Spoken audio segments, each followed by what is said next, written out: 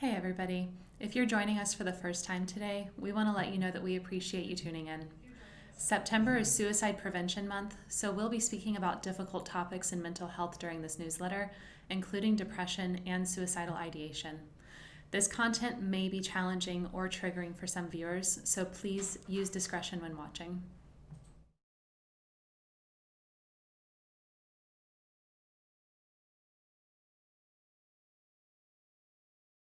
Sir, we really need to do some additional blood work just to see why Jenkins' arthritis medicine is not working for her. And I already told you I'm not going to pay you $200 just so you can get a little extra money out of me. Sir, I'm just trying to do what's right for Jenkins. I can't believe we have to euthanize a dog just because she has arthritis.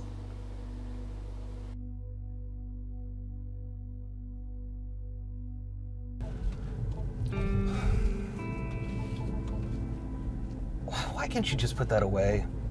I mean, why can't you be more present? This is a beautiful drive. I have to prepare for this surgery. I'm all alone tomorrow. I haven't done this procedure in years. It's all on me. I didn't even get a chance to say goodbye. You stole that from me.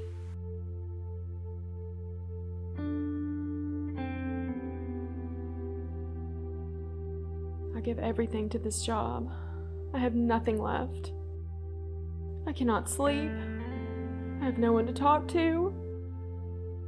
The only calls I get are about my student loans. I only have interactions with people at work, and it's not enough.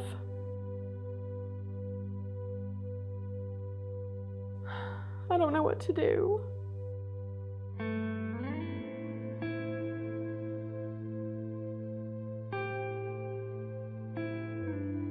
We're an organization created by veterinary professionals for veterinary professionals. So we get it. We know how some days can just be seemingly impossible. For National Suicide Prevention Month, we just wanted to take a minute and recognize those issues and that challenge, and to let you know that you're not alone. Take a minute and reach out to your friends, reach out to your colleagues, check in with them, make sure that they're doing okay. And similarly, if you find yourself in a situation that you don't know where to turn, remember that there are resources available.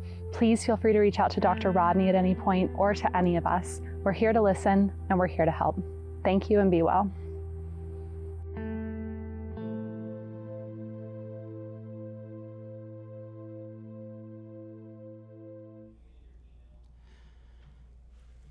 I know that I've been through some challenging days like that. I'm sure a lot of you have. My personal well-being suffered as a result of the mental health and professional challenges I faced as a veterinarian. I've mentioned this before in podcasts, but my commitment to my career played a large role in why my marriage ultimately ended. My identity became nothing but a veterinarian and a father, and I stopped being a whole human and a husband. I couldn't turn work off. I'd stay up until midnight finishing records, emailing clients. I couldn't say no to my employer and saw 25 to 30 patients every day, and I was burned out but couldn't figure out how to get out of the cycle. I don't know that I even wanted to some days because it was all I knew. After a lot of reflection and work, I've been able to find work-life harmony and pursue things that I used to love but just didn't have the time for. I feel more present and connected, more fulfilled in my life, and like I'm able to give my full self to both my career and my personal time. Just know that a lot of us have been in tough situations, and there is hope. Things can and do get better.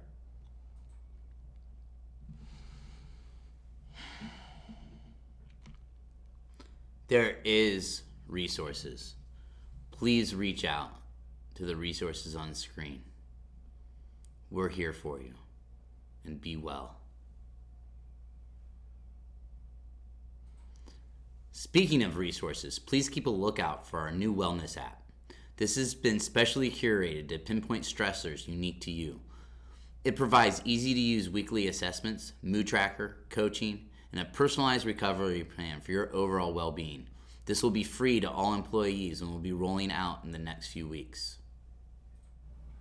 In addition to other resources, I often find meditation and yoga to be helpful with stress and anxiety. Today, Dr. Rodney will be talking through the basics of these techniques and how they might be able to help you as well.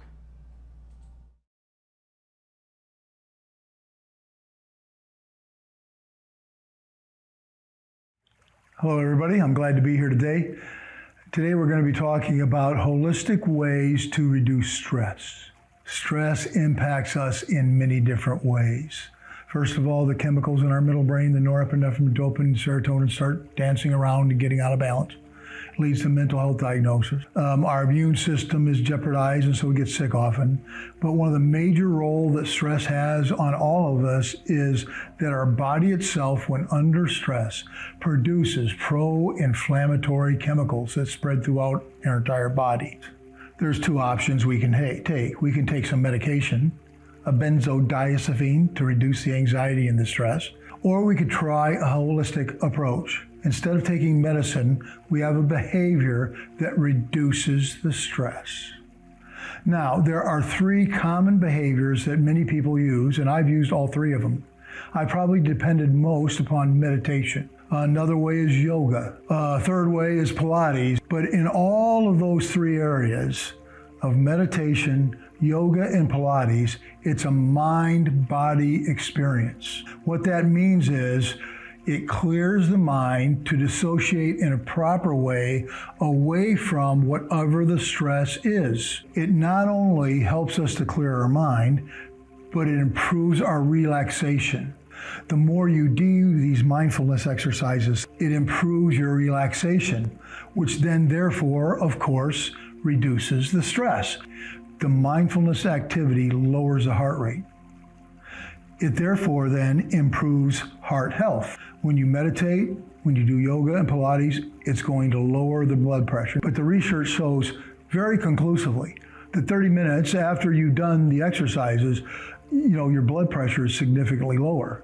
Another thing that these techniques do is it helps you to regulate breathing. So when you're meditating, you're very conscious on what your breaths are like, how deep they are, how shallow they are, how regular they are. You're take in deep breaths and let the air out.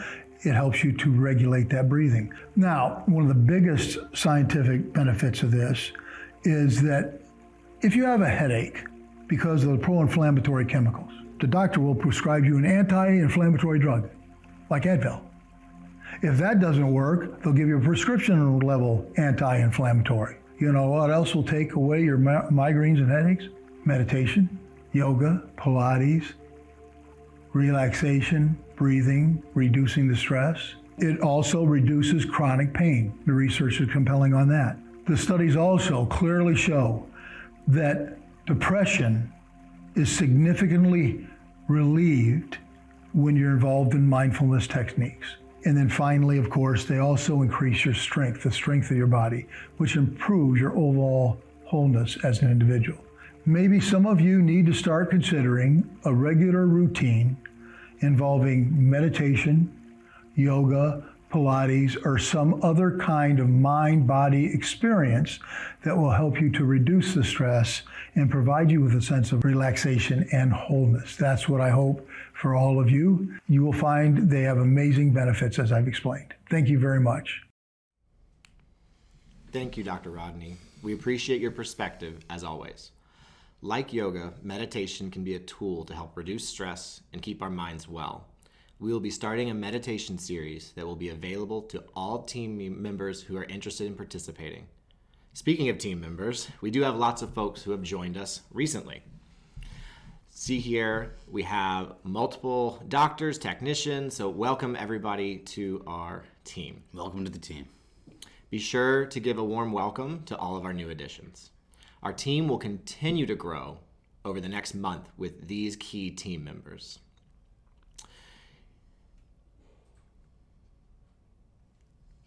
We prefer to grow our team from people we trust, so please refer anyone for our current open roles. Additional available jobs can be found on our website, and applications can be submitted directly there. If you are interested in applying for any of the roles, please contact Dr. Rebecca.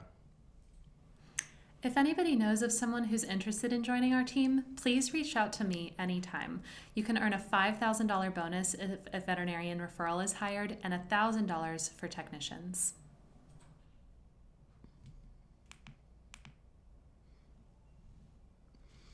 And now for Around the Regions. Let's check in with Antonio down in Daytona. in Daytona. Antonio, I hear you've been getting ready for core standards audit. Can you please let us know more about that? Yes.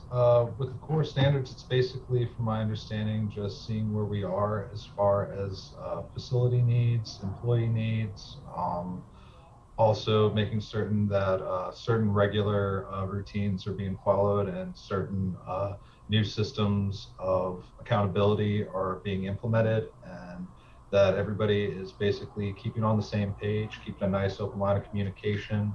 That way everybody knows what everyone's doing. Everybody is capable of helping everybody else as far as all the new procedures that we're going to be rolling out go. And from there, just kind of looking forward to the future and, making certain that everybody's on point with everything and that we can all move forward together and, into a very successful direction. Antonio, I know the team there has been going through some tough times. There's been a lot of active COVID cases, and we just appreciate all of you. And we know that these have been hard times. And so thank you guys for all continuing to take care of all the pets that we love. And, just thank you. And I look forward to seeing the progress that you make with core standards. Now, let's see what's going on with Casey in Knoxville. What are some of the areas that you and the team are focusing on with these audits? Yeah, so the team is kind of focusing on doing the day-to-day, weekly and monthly checklists and kind of helping me ensure that the things that we've already established are kind of going smoothly. And I'm kind of helping / interacting with y'all at corporate to kind of get our business licenses and everything up to speed. Wonderful. It's exciting that we are now under construction for our third location in Knoxville. We've all waited a long time. I know the staff is anxious to see that facility open up, and so that should happen relatively quickly. We've got great partners in Seven. They move fast. So thank you, Knoxville team. And now we'll see what's going on here at home with Danielle in Nashville. Danielle, is there anything you want to share with the other networks as we come into the audit phase? Probably just to not be afraid to admit that you don't know something. I think with a lot of the stuff that we do in the clinics, it may seem like a silly question, but there probably is a specific way that something should be done, and nobody is ever gonna look down on you or judge you for not knowing that process. So it hasn't been taught to you, how would you know it? So if you have any questions, don't ever feel like you can't go to a coworker or a supervisor and ask for clarification on something. Now, Danielle, I see that you're not in the clinic doing the broadcast from HQ. Congratulations, Danielle. Congratulations on your promotion to purchasing manager. We're excited to have you here on the team. I look forward to all the improvements that you're going to help us reach. And most importantly, how we're going to ensure that our teams that are customer facing have the supplies that they need to treat all the animals that we love so much. Now, you all might have missed the fact that Kevin's not here. He's in the Big Apple. He's with Gabrielle, and we're going to check in with her to see how the New York team is preparing for their core standard audit. So we've been utilizing the purple binder and making sure that our daily tasks are getting completed by our service techs, making sure our facility is up to standard, and our team has been, using that along with the QR codes to make sure that we pass our audits. To the New York team, like I said, Kevin's down there, and there's a good reason that Kevin's down there. Marissa is also went down to support that team. There's been a lot of rain in New York recently, and the facility has taken a lot of damage, water damage, flooding, and I know you guys have been literally rolling your sleeves and cleaning some pretty disgusting things. So, thank you. Hopefully the support that we're throwing your way will get you through this, and we can turn the page to a drier and brighter day. Talking about bright places, let's go down to Texas to check on the core standards with Jamari. Jamari, what are some of the areas that you're focusing on with the team? Core standards. I just basically starting with making sure that everybody has a full understanding of what the core standards is meant to do and how it's supposed to aid us to get there. So even on the simplest task of how to perform them successfully. So we're focusing on every single aspect of the core standards. There's not one or the other, but things that have instructions in the SOP listed as in directions on how to do something as simple as diluting a cleaning product in order for it to be safely used around pets. We do that. Jamari, thanks again. She's our traveling wonder whiz, right? I don't know that there's been a network that, well, there is network she hasn't touched yet, but I'm sure she's going to get around to y'all. Thank you for being such the willing and eager road warrior. And hopefully the team in Texas is feeling the love and support that I know just pours out of your heart. Last but not least, let's head down to South Carolina. One of our most successful launches. The Greenville team is off to the races. So how are you preparing for the audit, Jen? Oh gosh, just try to stay on top of it. I love the checklists. I love that the girls, that's the first thing they do when they walk in the door is check everything off and make sure that everything is done properly. I actually assign someone to make sure that that gets done, and everybody is equally sharing it as well, including myself, which lately I have not, really bad, but I want myself to be accountable as well as the rest of the folks here. You know, I super appreciate your transparency and honesty, and it does take all of us. So thank you once again, and you know, to that entire team. We are here and we know of the wonderful work that you're doing, and so please keep it up.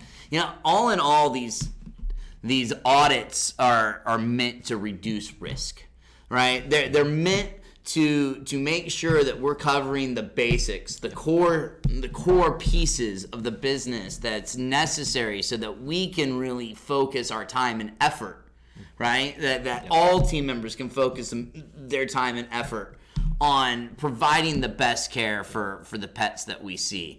So they're hugely important. They shouldn't be the big part of the day, but they're the necessary part of the day. So thank you for doing the work, and I look forward to getting out on the road on October with the rest of the senior leadership team, and seeing you all and seeing the great work that you've done. So thank you once again. Over the next 12 months, we will be announcing new corporate roles here on this broadcast and by email. These roles include Deployment Specialist, DVM Ambassador, Customer Acquisition Specialist, and Regional Manager. If you're interested in learning about these roles, I encourage any of you to reach out to me via email.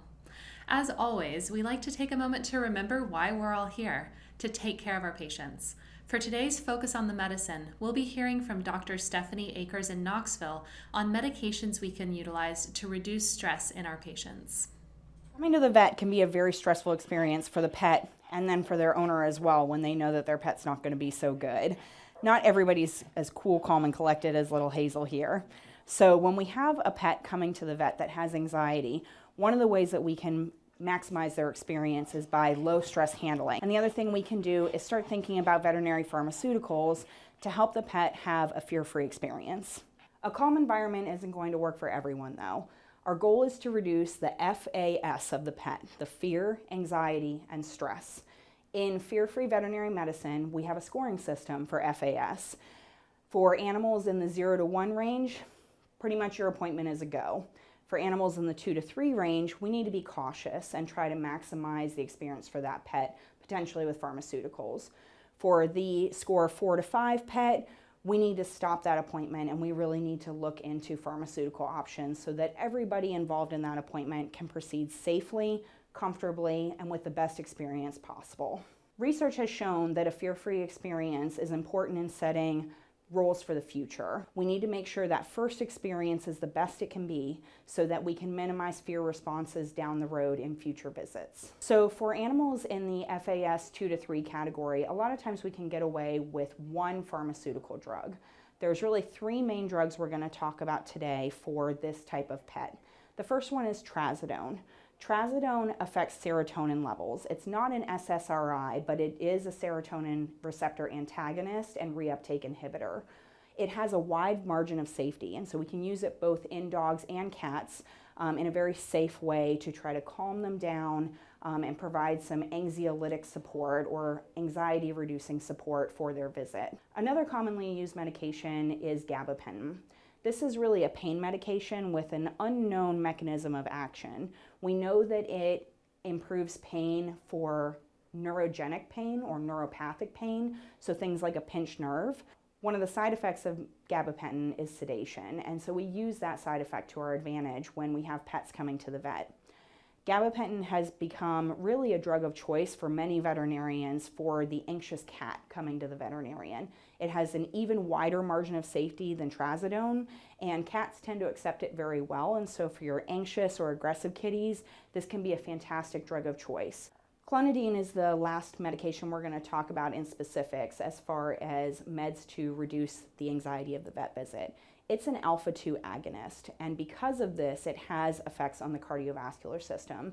So we do need to be careful using clonidine in pets that have any kind of heart murmur or cardiovascular compromise. Another class of medication you have at your disposal is benzodiazepines. Commonly, these medications have to be used in combination with something else that's a little bit more potent to have an animal really have a comfortable experience at the veterinarian. One thing you need to be aware of with benzodiazepines is that we can get something called a paradoxical excitement response, or what I like to think of as the angry drunk. With this, there is a disinhibition of behavior where the animal should feel comfortable and happy and relaxed. Instead, it reduces the inhibition of more aggressive behaviors, and the animal can actually become more aggressive than they were at the beginning.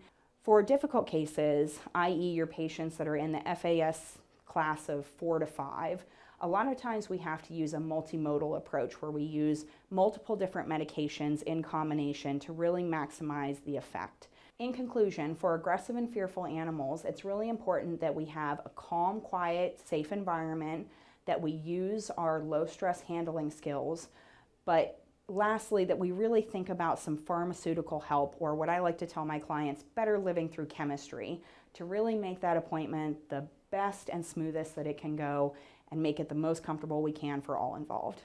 Thanks very much. Thank you, Dr. Stephanie. For our skill focus this month, Casey from Knoxville will be reviewing the basics of stress-free handling. Going to the vet may seem like a scary prospect to our furry kiddos, especially when media makes it seem like a horrible and frightening process, but it doesn't have to be. In recent years, the veterinary field has gone to great lengths to reduce stress to our patients. So no more manhandling or scruffing. Low stress handling is a compassionate, humane, and effective way of reducing our patients' stress at each visit so that they leave happy and content and wanting to come back. This lets us accomplish all that we need to while still taking their comfort into effect. The goal of low stress handling is to reduce a patient's fear, anxiety, and stress by establishing a compassionate approach. One of the most important steps in preventing fear, anxiety, and stress is to recognize it. Getting a detailed history every single time and making notations of how that pet is feeling and acting and what worked that visit versus what didn't is a great way of monitoring that throughout the process. Stress can result from many places. It can result from the pet's own feeling of how this vet visit is going. Stress can also occur due to smells, sounds of the outside world that we really don't have any control over, but we should try to reduce those as much as possible. If stress at a visit is minimal or managed appropriately, the pet would have a good chance to make a positive relationship with that visit. versus if it gets too high, they may create a negative connotation with that visit and carry that their whole lives. There are different areas where we can implement low stress handling. These include methods of transportation, design and management of facilities, the way in which the procedures are performed and in what order they are performed. By arriving at the hospital in a low stress way, whether that involves getting them accustomed to their carrier or using various drugs to reduce their stress in that ride, as we know some dogs are just not car friendly. In summary, gentle handling, such as using towel holds for cats, basket muzzles versus nylon muzzles for dogs, and slow approaches with the less is more technique for those that are applicable for all of our furry friends can greatly reduce their stress in the clinic. And we should also prioritize those treatments that most need to be done and let the client know that sometimes some treatments just cannot be done that day and they may need to come back for future visits, maybe a little sedation, because we all live better through pharmacology. I mean, Thomas, that's muzzles, not muscles. Yeah, we don't use basket muscles. Anyways, thank you, Casey. We're now at the Ask Me Anything section. Feel free to ask anything in chat, and Thomas will feed some of your questions to us. Oh, that I needed. All right, Thomas, how you doing over there, buddy? Doing good. Okay, let's start. What kinds of resources will be available through this new app? Okay, so this new app is a two-way interactive piece. One, it's meant to better understand what is going on in your day through it interacting with you through very quick questionnaires and then it then uses that data, which is completely confidential, to then help determine a path and particular resources that can help you through your days. Those resources can span everywhere from articles to training videos to immediate live chatting with counselors that then can further help you by identifying what your current needs are and pointing you in those directions, if it's either live counseling sessions or additional resources. It'll continue to evolve, so super looking forward to rolling that out. I will be using it personally. I'm sure the rest of the team here will be using it, and it's super, super powerful. All right. And speaking of resources, what is the best way to get in touch with Dr. Rodney? Via email is the best way to get in touch of Dr. Rodney, and he'll be quick to spot the email and he will reach out. Yeah, and make sure you put your phone number in your email so he can just call you back. That's often easier for him than writing back. Okay, and something a little bit more fun. We're almost to October here. Do we have any Halloween contests coming up? Actually, the rumor on the street is the team's already taken up with this. So they're decorating our facilities. So here's what I'm going to throw out. Number one, please use your discretionary budget for each facility. Decorate the place out. And then what we would love is if you all could send some pictures. There will be a $500 prize to the network that has the best decorated door/lobby. I highly encourage you to get your customers involved.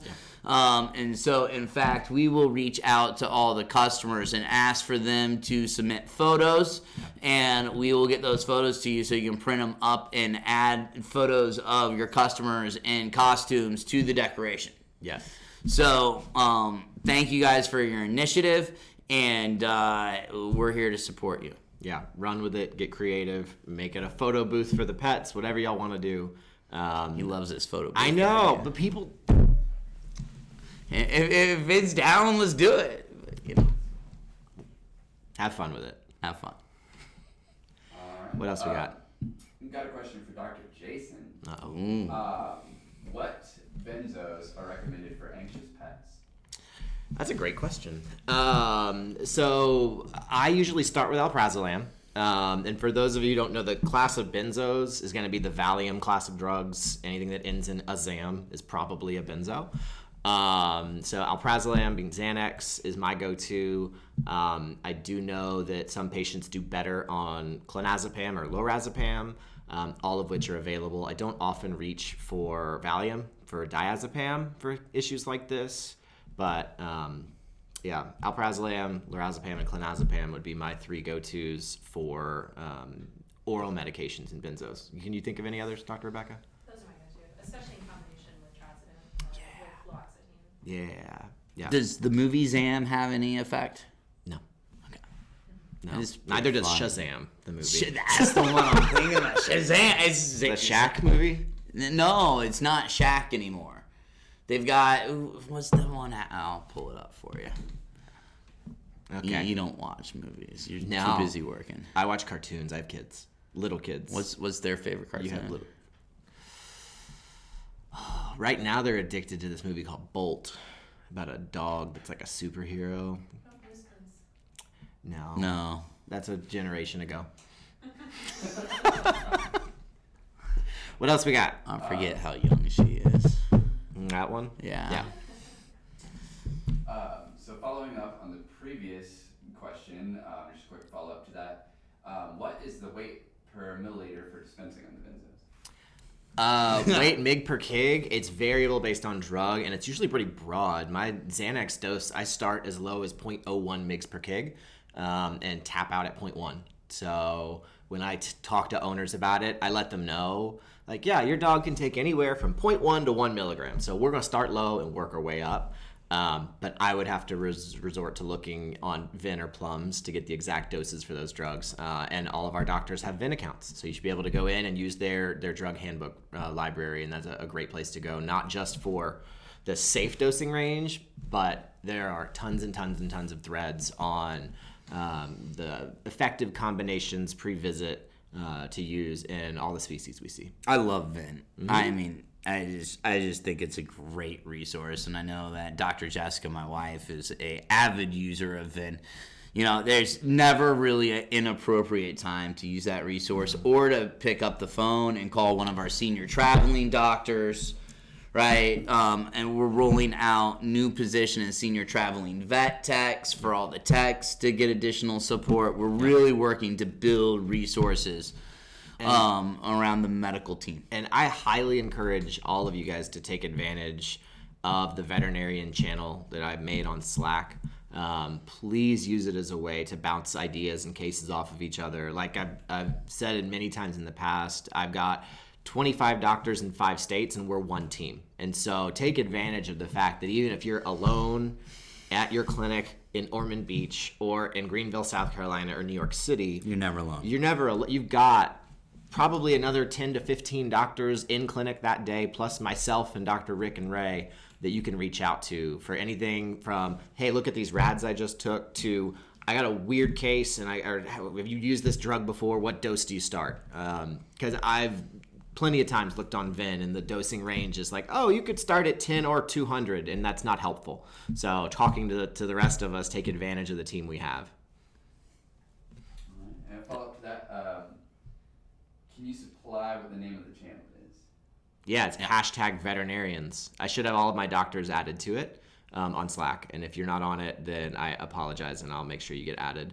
I want in on that. You're not a doctor. I just want to see what's going on, man. No. We'll have a conversation with that. I want it to be a safe place that we can ask each other questions, kind of an internal VIN. Okay. So that's what that is created for. Yeah. It's a good idea. I have them once or twice a month. Cameras on all the computers so you guys can Slack each other. Yeah, or VR headsets. Yeah. All right. And then are we offering any kind of fear-free training?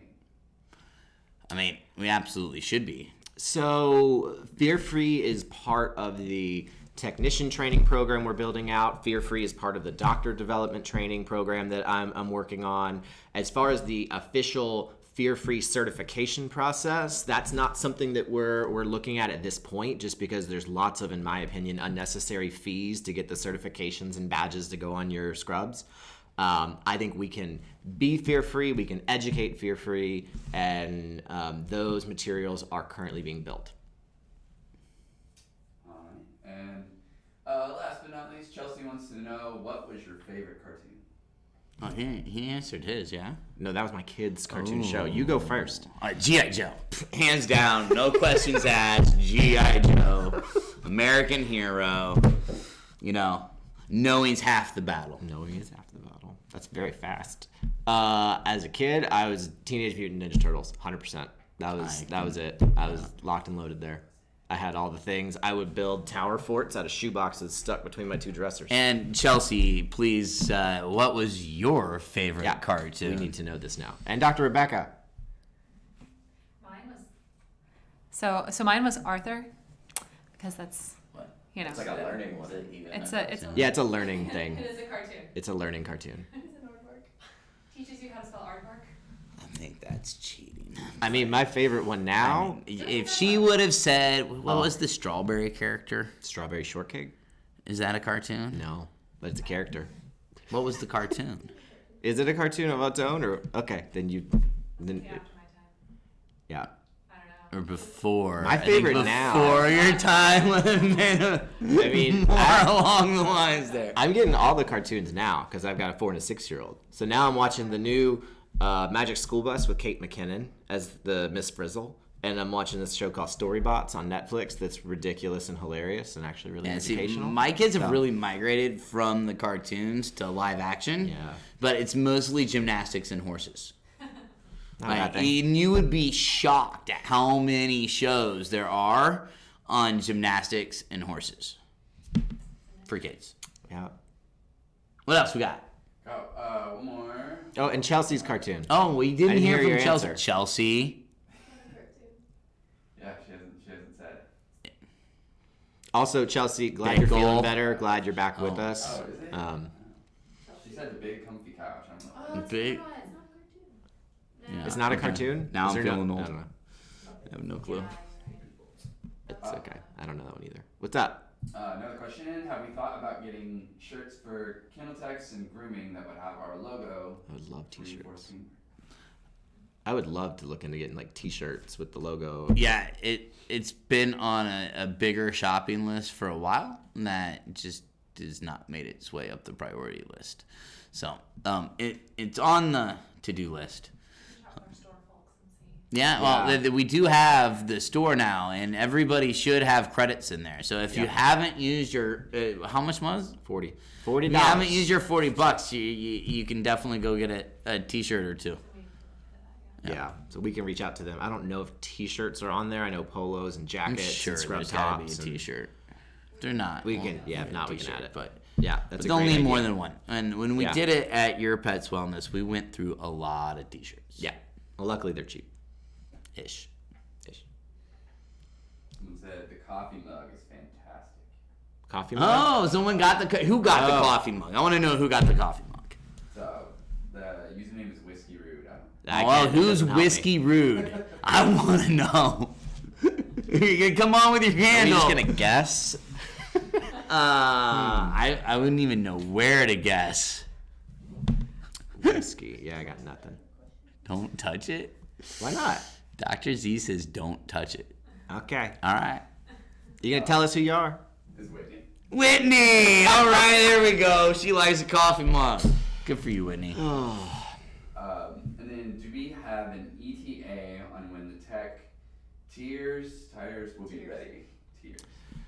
My hope tech tiers. Right now we're finishing out the second half of the tier 1 program, and really what we're wanting to do is make sure that not only is it created, but that it works before we go and really implement and roll this out. Yeah, but I heard tier 2's coming pretty soon. Tier 2, we're about to put someone into and go through that program.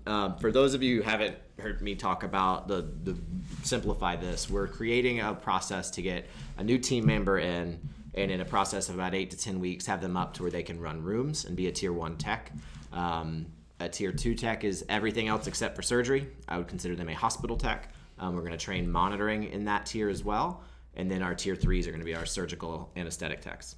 We should probably do a video. There's a lot to explain. Do an educational video on what the program is going to be and get that out to the team. Yeah. We have finished building the program. So there's a request form that you fill out online. Yeah. That goes over to Danny, and that's how you get that done. Cool. I got to finish making the program first. Hurry up. And that's all the questions. All right, y'all. Once again, thank you for all your questions. Super appreciate everything that you do, and just keep on taking care of those pets. Until we meet again, be well, y'all.